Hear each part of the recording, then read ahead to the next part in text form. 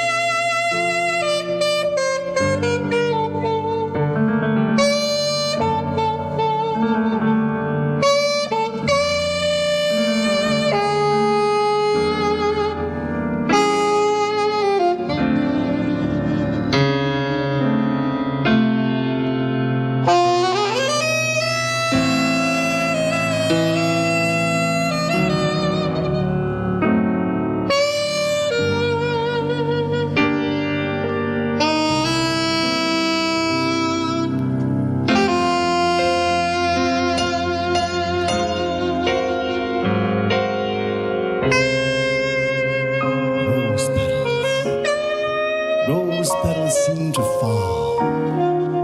It's all like a dream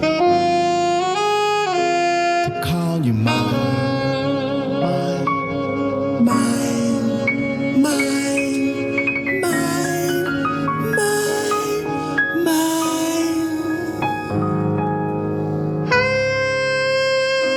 My heart is lighter. It's a lighter thing since you made this thing divine.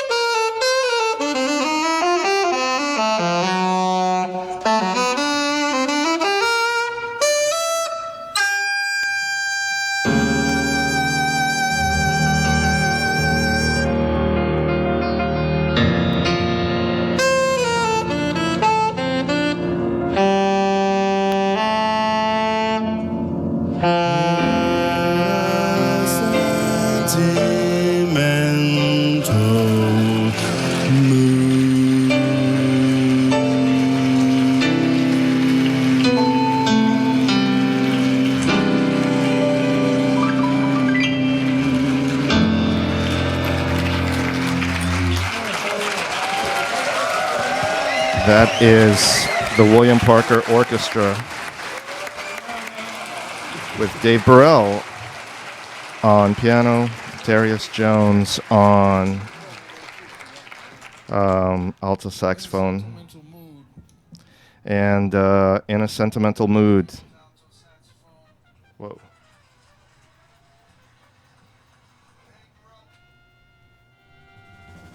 I like it. Four-person orchestra. There you go. You have one-person orchestra. Yeah, it's from an album of Ellington pieces and William Parker pieces that was recorded in Italy, I believe, in like 2010. And Mr. Parker was telling us that that was unrehearsed. Like, how much of it was unrehearsed? Impromptu. Well, Into the mic. yeah, yes, hi.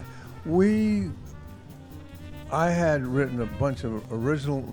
First, let me tell you the sort of the emphasis for me wanting to do this project. When I was a young kid, like 6 or 7, every day my father would come home and play Duke Ellington live at Newport, Crescendo and Diminuendo in blue. And my brother and I, we would dance this before supper, have a dance contest with Paul Gonzalez's solos. So there was that connection that Ellington was my father had 2 heroes. He had Duke Ellington and the Apache chief Geronimo. Fantastic. They were his 2 heroes, and don't know why exactly, but if Duke Ellington had a blue suit, he had a sharkskin suit where they did Duke at Ellis Place, he would buy us a sharkskin suit. Okay, everything was Duke Ellington. And then one day he came home with a saxophone for my brother and a trumpet for me. He was like 9 years old, I guess now. And then later on, I found out, way after he passed away, I figured that it was his dream that me and my brother play in Ellington's orchestra. And so I said, I'm going to make this record called The Essence of Ellington. Beautiful. Because the idea is you cannot out Ellington. You can't out Monk. So you play the essence of the composition, which isn't the composition, it's sort of the vibrational center of where the music vibrates and pushes outward. So we went to Italy with this idea of doing this project, and we had said, well, we got to have a rehearsal space for us. But we rehearsed some of the arrangements that I had, original arrangements. But then some things, like we did Caravan, we just did it on the spot. Sentimental Mood on the spot. Take the A Train on the spot. Sophisticated Lady on the spot. We basically just rehearsed a few arrangements I had of original music. And it just came together very nicely because everyone was familiar with the music. And then we had Edward Kid Jordan as our special guest from New Orleans. Now, did I give Kid any music? No. Kid was what I call the spirit catcher in the band. He listened and played and reacted to what we were doing. I remember I was talking to Muhal Richard Abrams one day. We had gone to Leverkusen Festival in Germany, yeah. And we were talking about big bands, and he said, well, they used to have big bands where they had guys that could read everything. And they said they had guys that could read one note and guys that couldn't read at all. Guys that played the blues and guys that played bebop, and they were all in one band. Same as a community, you'll have a community where you have people who have a tailor shop, you have a restaurant, short order cook, you have a teacher, you have a guys that just sit on the stoop and talk. And that's what I think they say. They try to mean when they say it takes a village. It takes one of all of these people to form the entire community. Well, it's because everybody can't do the same thing, and it's not like, well, you're going to be this and you're going to be that. You end up doing these things. You end up being whatever you're going to be, and if people want to facilitate that in a musical context without trying to regulate people to, well, you play the saxophone. This is how you play the saxophone. This is right and this is wrong. But to take you and say, well, you play the saxophone this way, Johnny Hodges plays this way, Bird plays this way. I think Billy Eckstine had an orchestra like that, where he had a lot of different personalities blending together and bringing, and not wanting to say, okay, well, you cannot be Dizzy Gillespie in my band. I want you to be Dizzy Eckstine. And so he didn't ask for that. So because people can only be themselves. Ultimately, you shine when you're being yourself. So the In a Sentimental Mood was a song that Darius and Dave picked to play. And we went over it to sound check, and then we played it, and it was recorded. And it sounded phenomenal. Jim is going to bring us into, well, he's going to bring us into another space, into another space. You wanted to ask something? No, yeah, I was gonna say. Before we move forward, what was your dad's first name? Thomas. Thomas. And when he gave you that trumpet, was it was it far afield, or did you feel it coming? That my dad wants me to play. I didn't feel anything. I was, I was following Willie Mays or something like that. Baseball.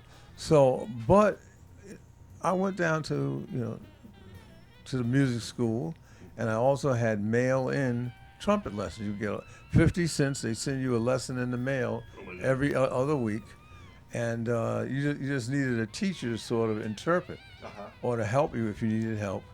And then I went from trumpet to trombone to cello and then to bass. Getting right down. Yeah, you got it right. Sonority. Down the Sonority. steps. Down the steps. Yeah. Brother? So, great to see you again. First time I ever laid eyes on you in action was at Sweet Basil in the early 80s, and we were just talking about that when you initially started to work with Cecil Taylor. You remember being on the stand? You remember getting the call from Cecil? Well, I had played with Cecil in '74 at Carnegie Hall. Did not know that. And that was a big band with, Andrew Cyrille, Sonny Murray, Mark Edwards, Rashid Bakar, Cerrone, Dave Sapra, and Earl, what's his name? Earl Henderson, the bass player with Albert Ilo on Witches and Devils. Anyway, we had 4 basses, we had 4 drummers, and we rehearsed for weeks. And they put us at Carnegie Hall with the Preservation Hall Jazz Band. So they put them on first. Nightandday.com. And then we started playing, and believe it or not, people started leaving. Oh, why would that happen? So, Was that your first time seeing that kind of thing? Yeah. It was the first time seeing that kind of thing. My first time in Carnegie Hall, and first time dealing with George Wein. What later on dealt with George Wein. Playing with we had the group called By Any Means with Rashid Ali and Charles Gale, and we were playing at Lincoln Center outdoors, and it was a drum tribute to Joe Jones. And so all the drummers are up there, Jack T. Jeanette, Roy Haynes, Max Roach, and they invited Rashid to play. So we began playing, and then next thing you know, we were getting these signs, cut. and then they came pulling us off the stage. I thought there was some kind of emergency. So we came off stage after 10 minutes, and George Wein was in the back, and he was in a wheelchair. And he said, "I'm not in the mood for this today." You know, School principal. yeah. Yeah, I said, yeah, always. I'm not in the mood for this today. You know, you'll get paid, but I'm not in the mood for it. Well, So we got to play 10 minutes, and then there have been other things, but we don't want to no. Let's tell not. George. Let's not. We don't want to give George Wein any, undesired publicity. Totally, and we do want to go there. Actually, I was going to say, when I drove down from Rhode Island to see you, Rashid Bakir, Jimmy, and Cecil at Basel in whatever 80 year it was, in early 80s, I did want to hear. Yeah. I did want to hear that thing. So here's the encore of a live session in November of '81. Calling It the Eighth, one of Cecil's most beautiful records, and the encore is called Calling It the Ninth. calling it the ninth, the Cecil Taylor unit with Mr. William Parker. And I forgot to say, when interviewing Cecil throughout the years, initially one of the times, he paraphrasing, but Cecil said to me, when I got William Parker, I got a real interactive basis. I said, more, feed me more, feed me more. That's what he loved about William. Here we go, calling it the ninth.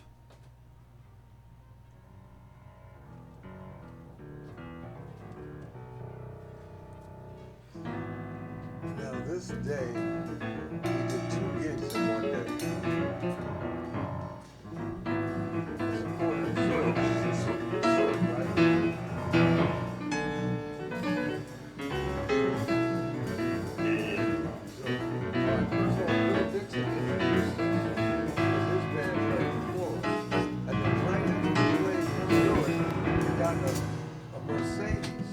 They drove us to Freiburg, Germany, to play in Freiburg later on that night. Yeah. So that's what I think maybe at some point we switch. Jack? Oh, this is what no bodies. Sir, you were saying. Yeah, we got a Mercedes here. They drove us to Freiburg, Germany. And we did another gig that evening. Oh, jeez. So two sets in 2 different countries. Yeah. So you come here to learn things. I didn't know first time. Yep.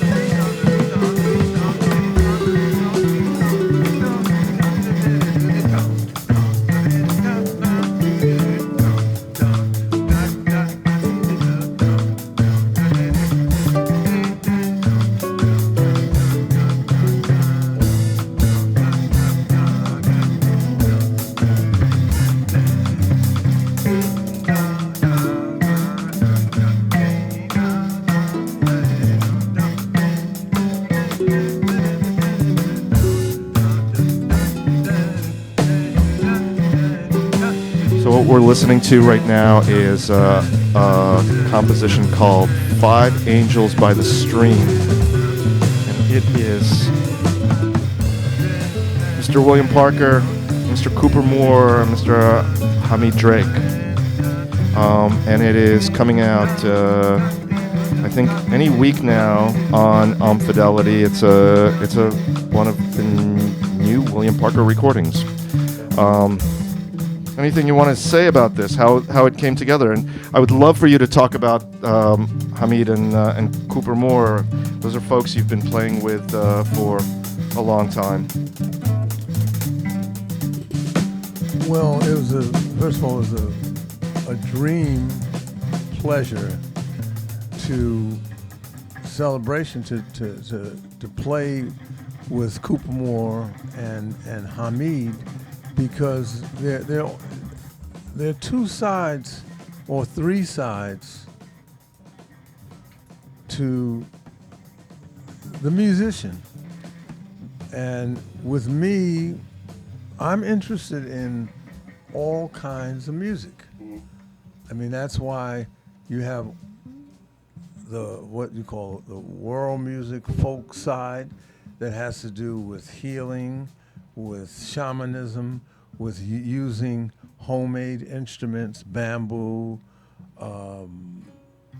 strings, and drums, skins, mantras, the idea of repetitive rhythms, heartbeats, and that kind of sound. And that's actually the root of everything I do. Mm-hmm. You know, I mean, I've always been, because that's how I was trained. You know, when I was studying bass with Wilbur Ware, he wasn't training me to play a European style. He was training me to play a homegrown African street human being of any denomination sound. Mm-hmm. And it was about playing the sounds, in between the sounds, a music not based off of the piano. Because a piano has to do with imperialism to me. Mm-hmm. Okay, because pianos, when you have countries being occupied, the country that occupies that country, they leave their culture. Mm-hmm. Right. And which may not be in the DNA of the people who they occupy. See, everyone's got their own culture, and you wouldn't have, like, now you have Chinese pianists playing Bach. Now, how many German people play Chinese music? See what I'm saying? So it has to do with conquering, leaving your culture, saying that the people who you conquered, their culture is not good enough. So Cooper Moore, Hamid is one of the most intelligent and inspiring people you could be around. He knows so much about world religion, and I mean, he can sing Tibetan songs, Arabic songs, Turkish songs, and he's very subtle about it. And he knows, when drummers look at Hamid, they notice one thing about him: he never plays with shoes. I know, that's beautiful. He plays barefoot. Yep. And then people are looking at him, and then they say, "What's he doing with his bass drum? It's not in the, it's different. Or what's he doing with his hi-hat or his snare, or his cymbals?" So he approaches everything from a hand drum concept, sort of put over or moved into the trap drum set. Sure. He doesn't play in a drum seat. He plays in a chair. So, and then all my life, I've been trying to look at the bass as a harp, to try to take the fingerboard off of the bass, and theoretically, and look at the bass as a drum. My G string is a ride cymbal. My D string is a snare. My A string is a low tom-tom. My E string is a gong. So I've always related to the bass as a drum. And then Cooper Moore, great piano player, but he plays clusters on the piano. He bends the notes in a particular way, and we're all based on the black church. The idea of singing in between the notes to go for what we call the Holy Ghost. And in this Holy Ghost state, you can change anything you want to change about your life. You don't. It's like it's better than a step program they use in Alcoholics Anonymous. Because once you go with the Holy Ghost, you're changed immediately. You don't have to, go to a meeting, and then you can begin to change people. Because when you reach out of yourself in a higher state, all kinds of doors open, all kinds of perceptions happen. It's like moving vibrational meditation, and that's what happens when we play together. And because I think the strongest things we have are rivers, mountains, and trees. You'll see a lot of my music, or the music. You'll see you use the same message. You're talking about rivers all the time. You're talking about mountains. You're talking about trees. But these are the things that, to me, maintain and inspire us. You're talking about, baby smiles and why don't you, talk about, like, shake your booty? And I say, well, that doesn't inspire me. That's not a universal idea. I mean, people shake their booties all Universally. universally, but it's not an idea one has to strive for to make progress as a human being. That's not what Will Herrera was teaching you. That's not what. No. So anyway, so it was a great pleasure when we played together. And there's also a person I have to mention, of course, is Mr. Daniel Carter. Yep. He was the first musician I met, one of the first, in 1971, when I began migrating from the Bronx to Manhattan. It's a good time to say that Daniel Carter, you could hear him a little bit underneath while we're talking. I'm playing a record that William made with Daniel Carter and Roy Campbell and Rashid Bakar called Other Dimensions in Music. Yeah. Keep going. I'm sorry to interrupt you. And so all of these people fit into my the world that I'm in, my musical world. Everyone's is in a musical world, and some people like to play loud. Some people like to play soft. Some people only play melodies. And then you say, like, why do you only play melodies? And you say, well, my father only played melodies. My mother played melodies. My grandfather played melodies. My grandmother plays melodies. My brother plays melodies. We are from the melodic clan. And then another person says, all you do is, you're like honking and going in the upper register all your time, because one does that because that's the clan one comes from. One comes from the high vibrational clan. So if you look at water, music is water, you want to heat it till it turns to steam. And then when it turns to steam, it's usable. So to take that metaphor a little bit further, what clan do you think you come from? I come from like, I come from a clan of responders who respond to sound. I mean, my forte is improvisation. My forte is improvisation. My forte is kindness to people. My forte is giving. And if you can translate that into musical terms, since I was a kid, these melodies just come through my head. And that's what I was interested in. And I'd say these melodies are magical. That's why you have catchy melodies, so when the people go home, they're singing this melody. And when they're feeling like not up to par, they sing that melody and they feel better.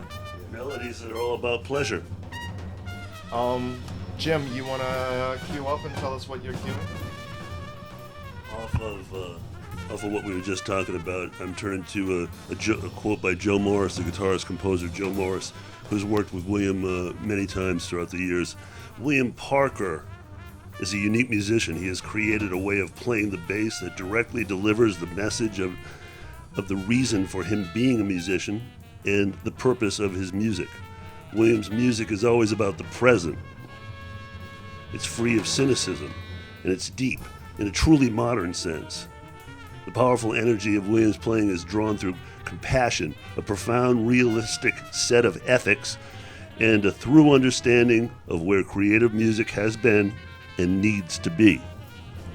Williams' choice of melodies and sounds projects a desire to express fundamental truths with an open mind. The sincerity and commitment in his work is beyond question. 1997, Joe Morris, your old pal. Make sense? Yeah, thank you, Joe. I don't listen to the CDs and I don't read the liner notes, but I didn't know that I'm glad I brought it up. Yeah, no, exactly. I would have never found. I would have had to wait till I got to the Sunshine Home, rest home, to be. William was telling us that he's waiting to the retirement village to listen to all the music that he's made, and William's gonna have a very, very good soundtracked retirement. It ain't happening tomorrow. It ain't happening tomorrow. In reality, musicians don't retire. Exactly. They keep playing and playing and playing. Yeah. So this is a piece called Spectral. William Parker and Joe Morris, two string players in duet on the No More Records label.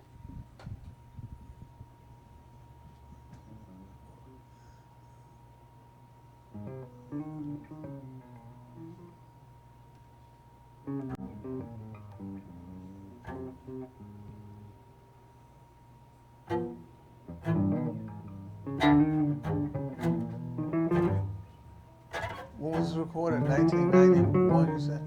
Came out in 97. 97. I don't know when you put it down. Okay. No, I'm okay. I just had my legs were getting here, so I put the seat more underneath my This is beautiful, by the way. I hope you're having. Hey, you cool? Yeah, I'm going. Sometimes I feel like I was feeling like this on Tuesday when I was like, how do you feel about like the this is your life aspect when James starts talking or Hamid starts talking? Oh no, it's fine. You know, every day is wonderful, and what can I say? I can't remember when I had a bad day. There you go. You know, I mean, you know, some people are annoying every now and then, but you know, it happens. I mean, that's.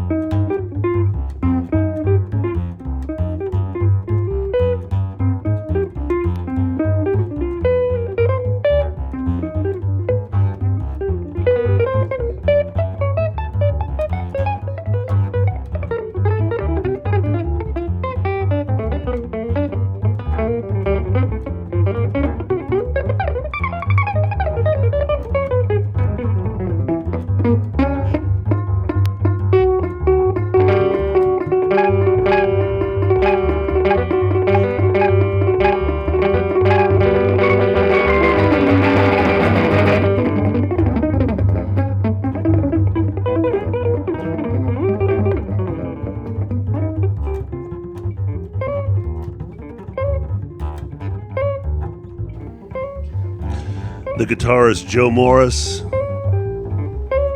and the man who Percy Heath calls Iron Fingers. Sounds like two people meeting up on the street and just talking. William Parker and Joe Morris in duets from an album called Invisible Weave from the mid-90s. It came out in 97. You remember it? Yeah, it was a great session. You know, we just jumped on it and was feeling the sounds, and it just took off, like everything else we were doing at that time, and hopefully today. And this is another guitar-heavy session with Mr. Parker, Joe Cleaver, and Ava Mendoza from an album called Mayan Space Station.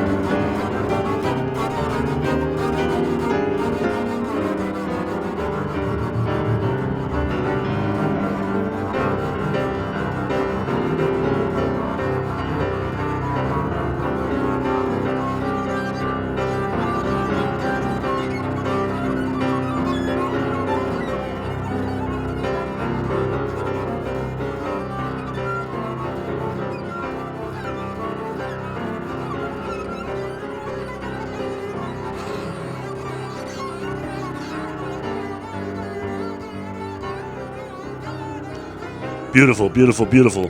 It's from an album called DNA, Matthew Shipp and William Parker in duet. Longtime pals, longtime Confederates up on stage and in the studio. You just, William, you were just saying you've gone the distance with a whole cadre of people, but certainly Matthew Shipp is one of them. Comes from a different generation, but has great ideas. Go ahead, tell me more about it. Well, the connection, you played Calling at the Eighth, and Matthew heard Calling at the Eighth when he was in Delaware. And he liked my bass playing, and he came up to New York to find me. And he found me very quickly. Like walking down the street. Easy to find. Right, walking down the street. And he said, well, you want to do a concert with me? And I always feel people's vibes, because everybody that comes in town, they want to meet you, and they want to say, I want to do a concert with you. But I did a concert with Matthew, and I think Akua Dixon, the cello player, with a trio concert, and some with Wadu Wadu. And it was Matthew was definitely his own thinker, his own strategist, his own concept of playing music and putting sounds together, and it was quite unique. So when we played together, it was almost like he was one color and I was another color, but we ran parallel and sometimes crossed over. And then but then underneath that road was layers of similarity and many, many, many, many layers of differences. In fact, the similarities were different. So, and if you know what I mean by that, it's like understanding the church or certain things, and it had to do with black culture, that even though he was coming where he was coming from, I had my ideas, and sometimes we would understand each other and respect each other, but musically it popped. Mm-hmm. And you also mentioned generations. Yeah, it pops. Well, again, like Matthew, and I'm sure he wouldn't mind me saying this, he knew the music of Elton John. I didn't even know who Elton John was. I wouldn't, it's like in my generation, like, you don't even think about Elton John or the Beatles. Uh-huh. But then we came together and we started talking about Michael Jackson, because I, like many musicians, including Cecil Taylor, was into Motown, Of course. and into R&B music. Yeah. We're gonna get to some of that music in a little bit. And and we lived in the same neighborhood. Mm-hmm. Right. So we had breakfast. Proximity. We had breakfast every day, and we talked. And then the other connection was with the David S. Weir Quartet, Mm-hmm.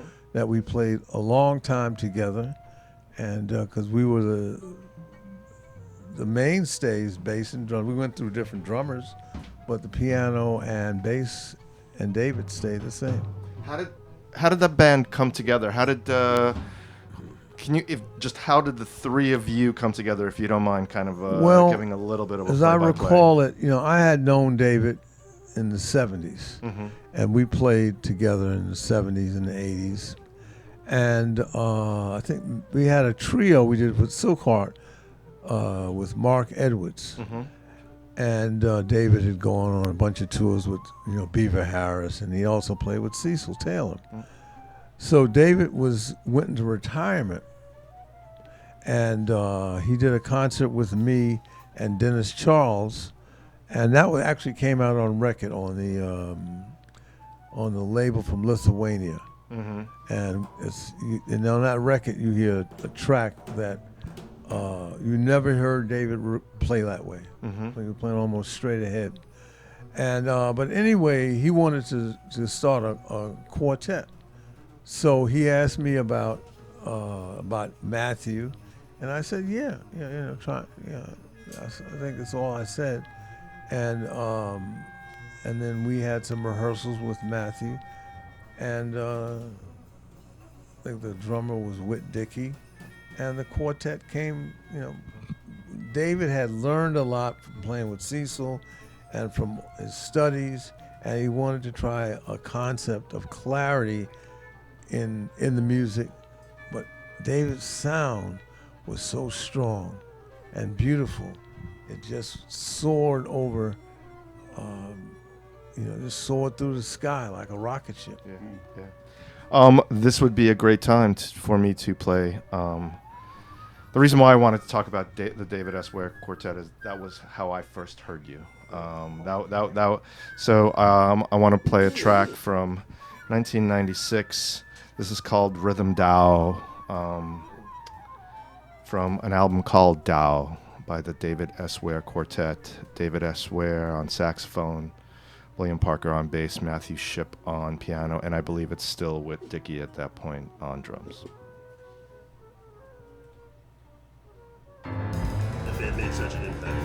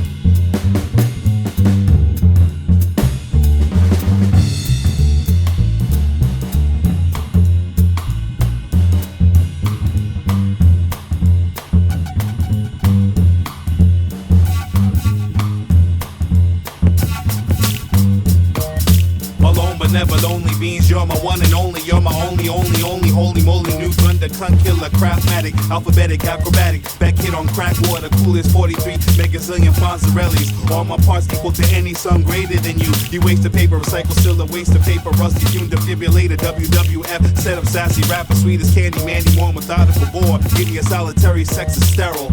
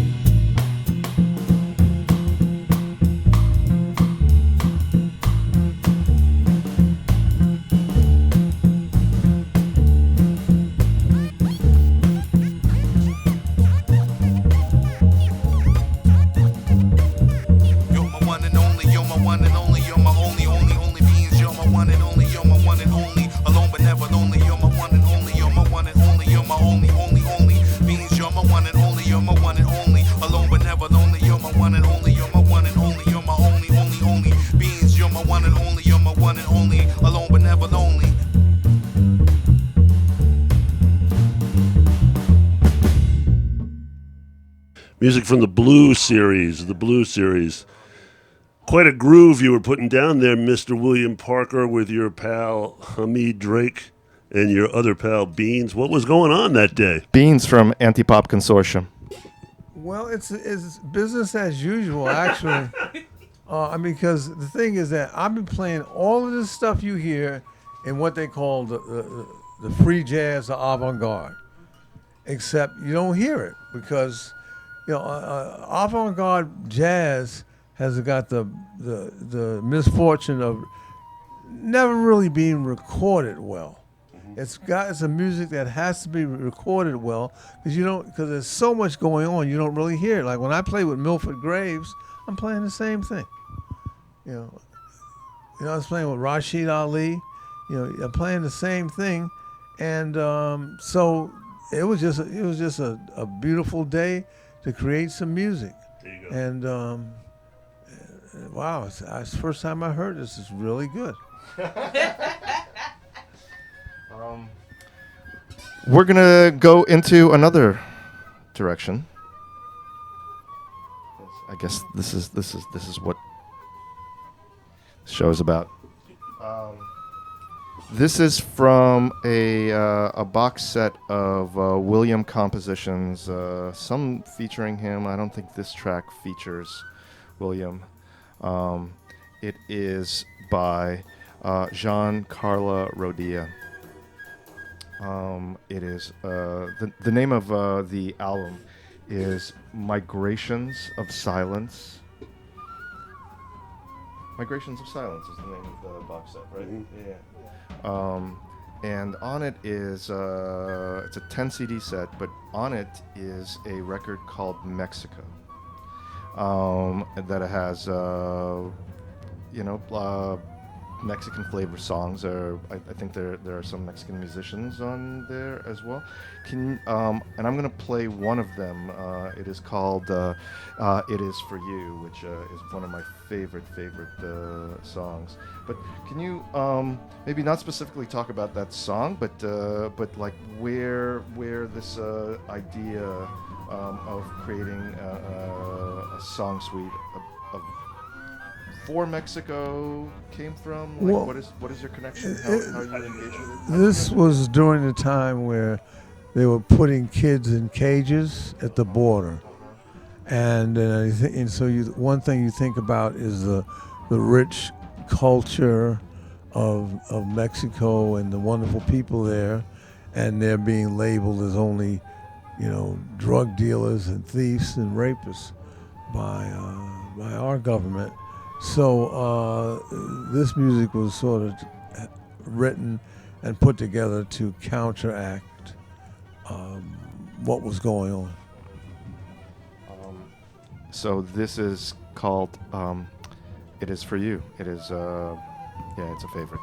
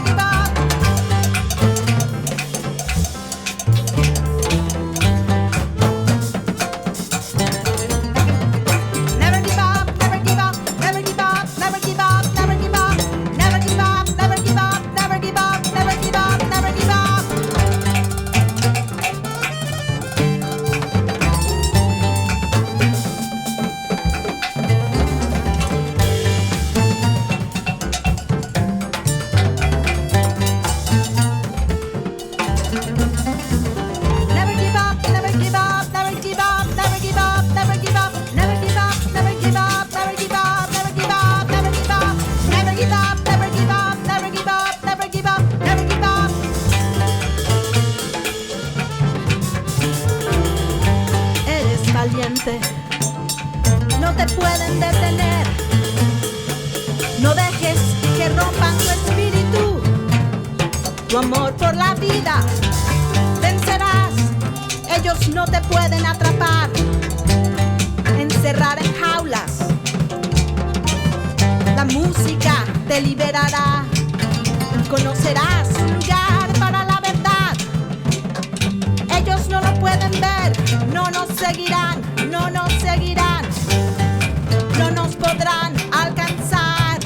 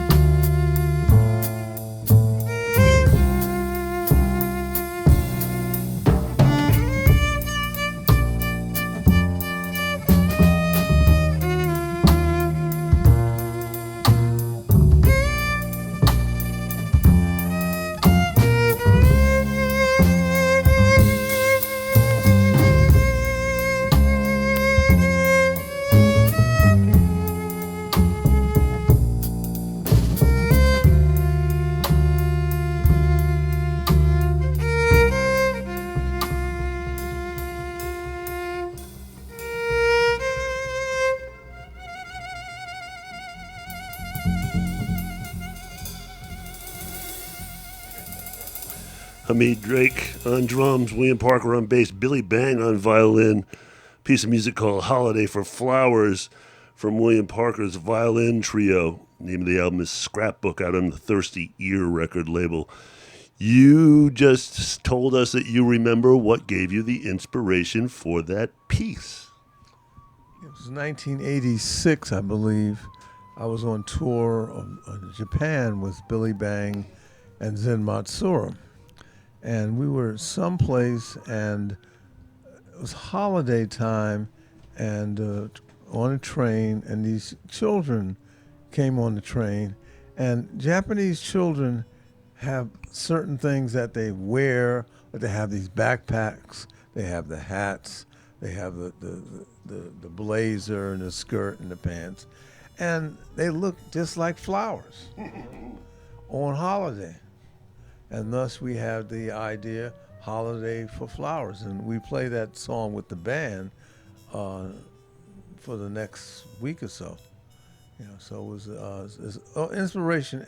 See, that's the thing in life. There's inspiration everywhere. So why would you want to drop a bomb? You know, I mean, really, there's some people need help. They need to be inspired. And then the best thing one can do is start war? No, it's really missing the point there. But anyway, that was Holiday for Flowers. That's a very good record. The concept with these records were have a saxophone trio, which was, Daniel and Hamid. Then have a violin trio, which was Billy and Hamid. Then have the guitar trio, and clarinet trio, which is on Eremite with Perry Robinson and Walter Perkins, and of course a piano trio with Eri Yamamoto on Thirsty Ear. So at some point it'd be nice to get all the Thirsty Ear music back and put it out again, maybe in one set. But So before we go, I want to touch upon something that you said earlier, which is that one of the artists who was not in the improvised music world that y'all bonded over was Michael Jackson. But then you had a project that we're going to hear in a second at the music of Curtis Mayfield. Can you talk a little bit about that? Because that's a I guess, for lack of a better term, pop artist that seemed to penetrate into your bloodstream, and you made some wonderful, wonderful big band music out of that. Very, very emotional music. What the name of the band? In the Inside Music, right? The Inside Music of Curtis Mayfield. Songs of Curtis Mayfield. Yeah. Well, Curtis Mayfield has always been a great musician and songwriter, and I liked his music. Coming up in the projects, you'd always hear Curtis Mayfield's music, and it was always a message. Mm-hmm. It was a political message. It was a message that could inspire you to think quite a little different way as a young person. So I guess I was in Paris, and I was talking to somebody about doing, I like to do the music of Curtis Mayfield one day. And the producer was eavesdropping. So he heard me saying this, and then he came over to me a couple of days after and says, excuse me, but I was listening to your conversation, and you were saying you wanted to do the music of Curtis Mayfield. Were you joking? I says, no, I want to do it. So he began to hook it up, to hook the project, which was me coming to Paris and teaching the kids, a choir of kids. I think it was 30 kids coming from 3 different schools, and there have been about 60 kid choir, teaching them some music written by Curtis Mayfield. People Get Ready, A Brand New Order, and this is My Country. Yeah. And I did that, and then we had a drum ensemble, a djembe ensemble. We also had a student brass and woodwind ensemble playing. and it was just caught on. Now the idea of the inside song is, of course, Corey Ernest Mayfield passed away, but his sentiment, his words were, he couldn't write any more words for himself.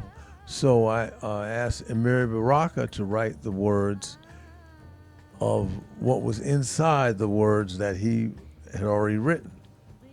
So he responded by writing words to all the material that we did. It was all vocal, featured Lena Conquest vocals, and it was a really fulfilling project for me. Yeah, well, this is going to be our last track because we are almost out of time, but we are going to hear This Is Our Country. And Mr. Parker, I really, really want to thank you for doing this. This was a phenomenal time. Fantastic morning. Mr. Mackney, thank you. Happy travels. I want to thank Stephen Jorg for helping bring this music to the people. Yeah, no, Stephen Jorg, who is sitting behind me. Stephen Jorg, thank you, Stephen. He has been instrumental in releasing Mr. Parker's music for the last 30 years. So thanks for tuning in, everybody. Back to regularly scheduled jams next month, but happy summer solstice. Ceasefire now. Head to Vision Festival at Roulette. Head to Vision Festival at through Roulette. Sunday night. This is our country. This is our world. Thank you, Mr. Parker, for helping illuminate Thanks, it. man.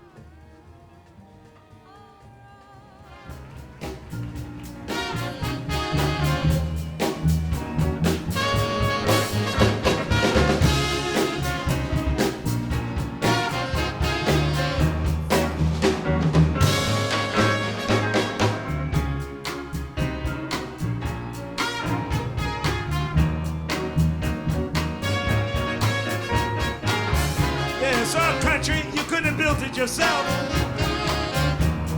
You couldn't have built it yourself. Some people think they don't have the right to say it's my country. Before they can think, they'd rather fuss and fight and say it's my country. You couldn't have built it yourself.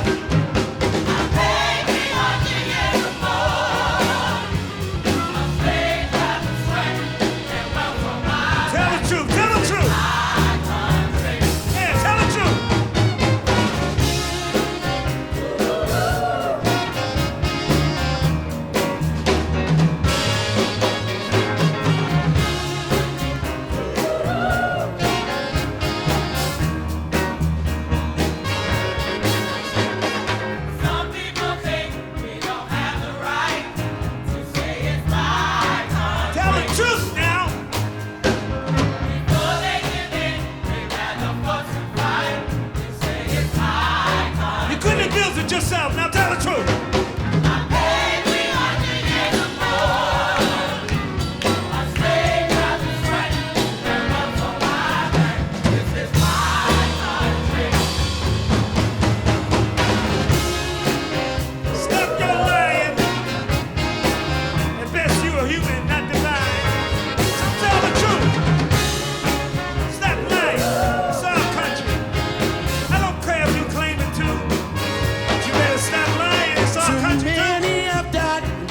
In my pride, for me to go second class.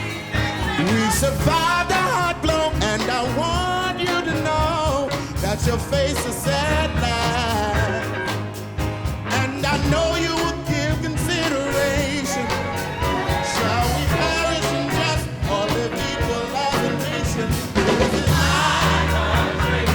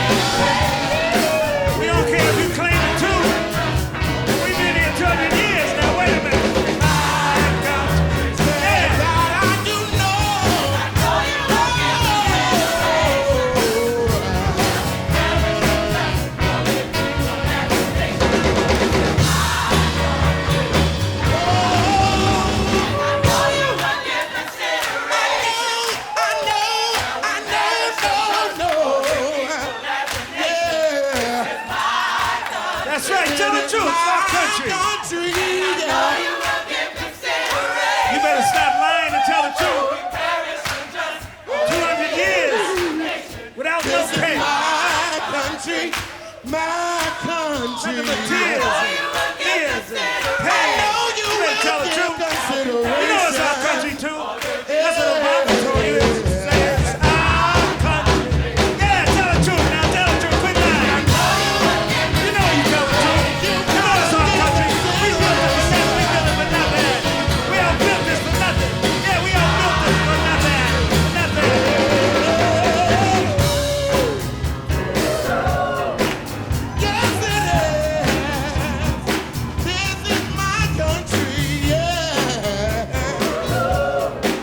Our country as well as yours. 200 years we worked here for nothing. Time to get some of that back.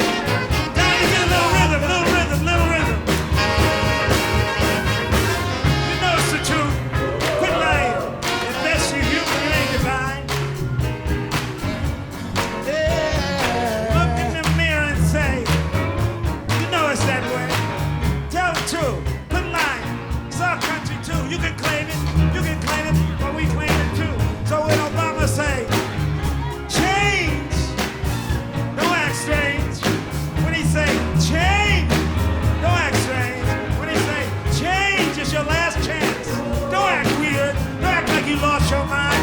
Quit lying. It's our country too.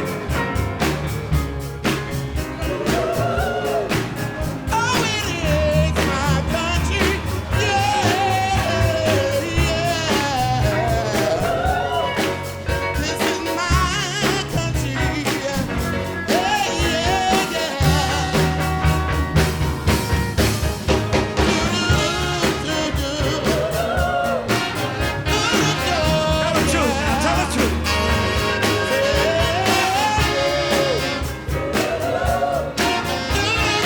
It's our country too. You know that's true. We built this Thanks, everybody. 200 years. See you next month. Nothing but hard Happy work summer and tears. solstice. Stay cool, stay hydrated. Tell the truth. Listen to more free jazz.